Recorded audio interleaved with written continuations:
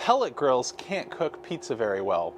But according to Kamado Joe's website, the brand new Kamado Joe Pellet Joe is able to reach temperatures and use their pizza accessory, the DoJoe. So I'm gonna find out, is the Pellet Joe up to the task of a high heat pizza? Let's get started. Hey, I'm James from Smoking Dad Barbecue, and if you're new to the channel, I've just recently received my Kamado Joe Pellet Joe, and our first cook, it was good, but it wasn't amazing. We ran into a couple speed bumps. I wanted to get some of that high heat temperature that the Kamado Joe Pellet Joe is supposed to be able to achieve of about 600 degrees, but after 20-30 minutes of waiting, I just wasn't able to get any higher than 530 degrees. And so a few of you reached out and reminded me of a couple things that I'm not used to on a grill that runs on electricity rather than charcoal where I can control it myself. And that first thing is check the firmware. Turns out this unit was using 0.1 for the firmware instead of version 11. And so that's 10 updates later. So I've gone ahead and installed the most recent firmware to see if maybe that was behind my shortfall on peak temperatures. The other thing that you guys suggested is try some different pellets. And so I don't go through a lot of pellets. I use them mostly for cold smoking, but that means my bag has been out in the garage for well over a year. And it's also peach wood, a fruit wood, and might not generate as much heat.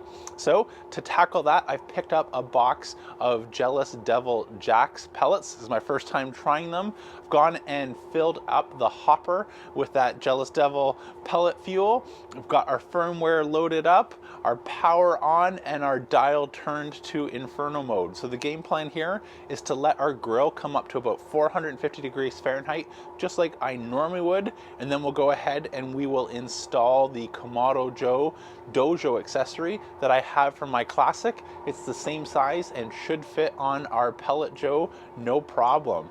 Once we get to max inferno mode, we'll throw on some pizza pies and see, can you actually cook a great pizza on a pellet grill?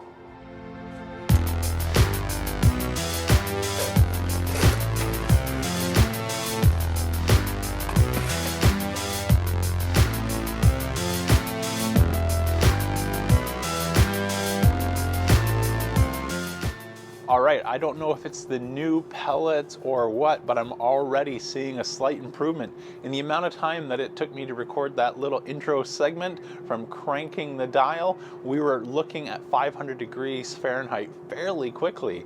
So I wanted to go ahead and take the opportunity now to install the DoJoe accessory. And so I'm using my Kamado Joe Classic heat deflector plates in the bottom, as well as the Kamado Joe pizza stone on top, and the DoJoe accessory itself on the ring. Now, one of the things I already like better about this design versus the normal Kamado Joe Classic or the Big Joe is, while I'm a big fan of the high heat gasket material, 2 is overkill. I already found this out when replacing the gasket on my Classic, that there was no smoke leaks with just one of the gaskets left. The other thing is the DoJoe tends to be really, really hard on the gasket, because if you get it up near its 700 degree max temperature, it doesn't come with a gasket on the bottom. Good idea, I think, Kamado Joe. And so what that does is it puts a lot of that heat from the metal ring right onto your gasket. Plus the weight of those stones, the deflector plates and the pizza stone, it either flattens your gasket out or turns it black, and maybe, just maybe, is one of the things that shortens the life. And so I think that is already going to be a better experience on the Pellet Joe, where there's no gasket on the bottom to go ahead and potentially shorten the lifespan of it. So we'll see if that works out and we're able to turn out a winning pizza. I'll let this come up to temperature while putting together our 2 pizza pies that we're gonna cook on the Kamado Joe Pellet Joe today, and see if it's a pizza pie winner.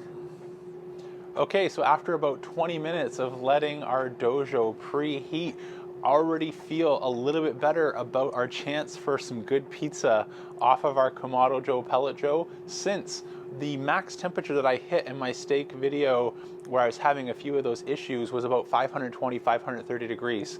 With the DoJoe installed, which is letting all of that air out the front, I'm reading the same on the dome, and in the iCommand app, I'm seeing just north of 600 degrees Fahrenheit. So already, whether it was the firmware update or switching to some fresh pellets, one of those two or the combination of them both has helped improve our max temperature range. And I'm excited here. We're gonna get some pizza, I think, off of a pellet grill. So let's come really close. We'll throw on our pizza pie and see if we could turn out a winning pizza on the Kamado Joe Pellet Joe.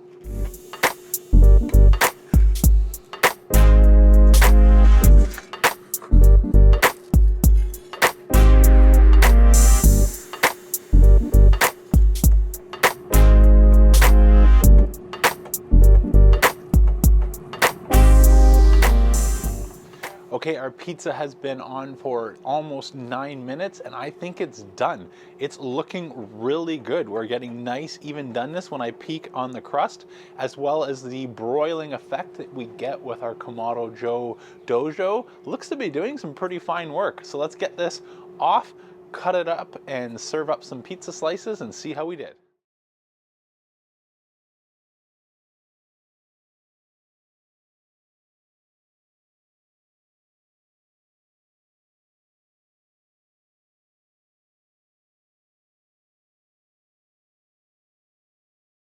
All right, time for our taste test. Let's dig in and find out if we can actually cook an amazing pizza pie on a pellet grill. Got my slice here, and I don't know if you could see, but we're getting nice doneness on the bottom, great doneness on top, like that broiler effect that you get with the DoJoe. So I think this is looking pretty promising. Let's dig in. All right, you know, face says it all. When I did the steaks here before we moved to the cast iron, a little disappointed. That is a remarkable pizza pie. And full disclosure, I did 2 pizzas today, took one in for the kids, and so before I even got to do a taste test, this is my first time trying it, they're already telling me, Dad, this is your best pizza yet on the barbecue, and they're not wrong. So what's going on here? I don't know, a couple of theories. One, maybe my 700 degrees that I often use with the DoJoe is too hot. Maybe instead of trying to do a pizza in 3 minutes, there's 9 minutes at reading on the dome 500, just over, I think saw 620 or so on the app. Maybe that's a better temperature. Or again, the clean burning pellets here, now that we got that issue sorted out, just adding great flavor. I'm gonna go in for another bite, 1 second.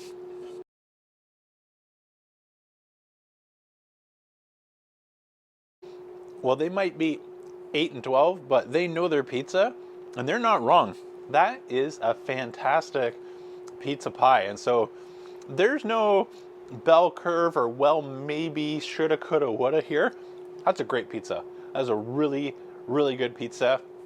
And we can say, yes, you can cook a great pizza on a pellet grill. Again, with this DoJoe accessory, this is probably one of the better pizzas I've made. And so I was a little skeptical of the pellet grill on some of these stress tests. I thought going right away with what you guys asked for, a steak with a sear, which we had 2 technical issues, and a pizza where we resolved those technical issues, would go ahead and just feed into my kind of preconceptions that this pellet grill would not be able to tackle some of the things I love most about barbecue. And I gotta say, my mind is a little bit blown here. So let me know in the comments what we should move on to next. Again, it's my journey. I still love the enjoyment of cooking over live fire, and I can't see that ever changing. But in terms of an incredible barbecue cook, color me impressed. Kamado Joe, you've done it with the Pellet Joe. That is a great pizza.